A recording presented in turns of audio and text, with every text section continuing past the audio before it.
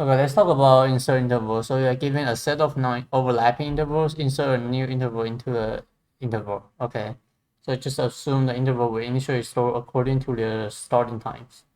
So in this question, the interval 1, 3, 6, 9, and then the new interval is 2 and 5.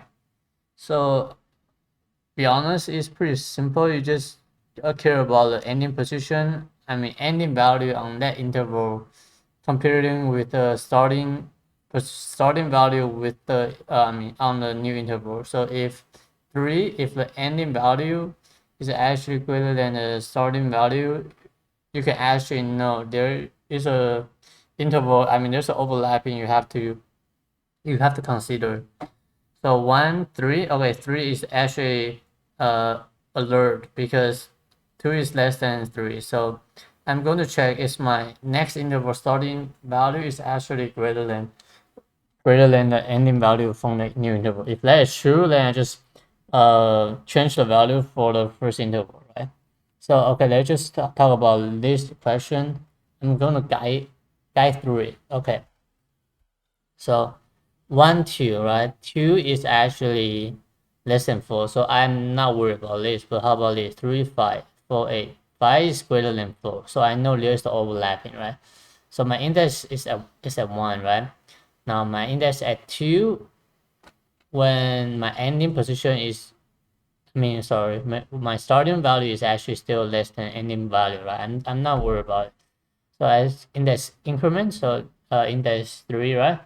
So my starting value is still less than equal to the ending value, so I'm not worried about it. So I increment my index. So now I know 12 is actually greater than 8. So I have to know, based on what I traverse, the intervals, I need to update it, right? So this will consider 3 and 10 instead of 3, 5, 6, 7, 8, 10. So I would convert to 3 and 10 in this case. So now I just added 12 and 16. So this is how you actually do it. So let's just jump into the code so I can actually talk about it. So I have a list of iterate result, right? So I do have the starting value for interval 0, ending value for new interval 1. So the index actually traverses the whole entire intervals. So this is how you increment one by one.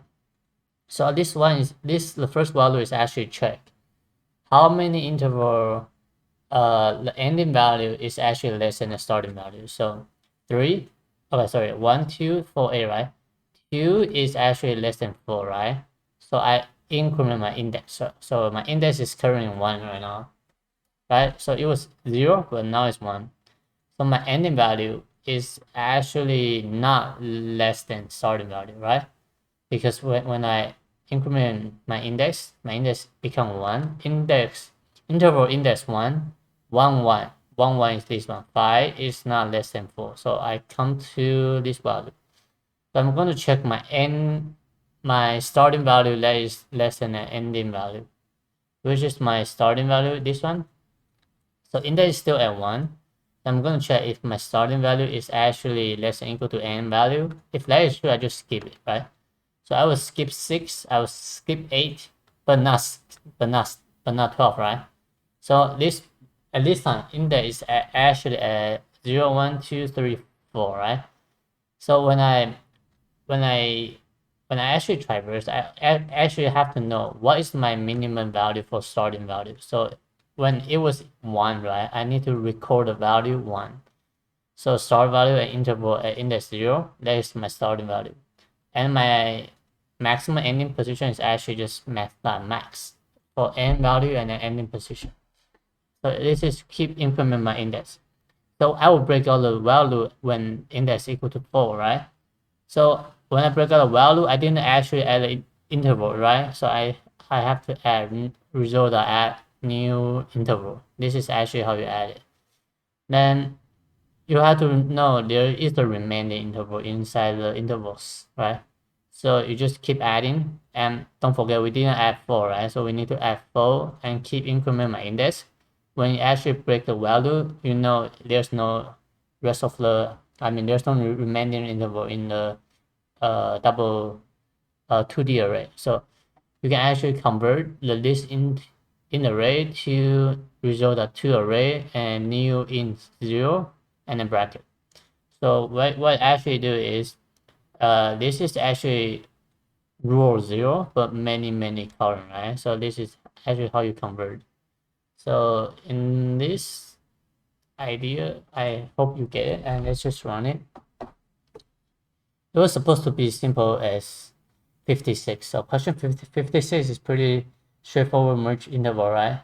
If you didn't watch it, just go back to watch and you might get an idea of that. And let's talk about time and space. So what is the worst case for the space? It should be all of n, right? I mean the number inside the interval. So the worst case is you add every single interval, this interval and this interval, these two interval and this interval. So all of n for every single element inside the interval you add. How about time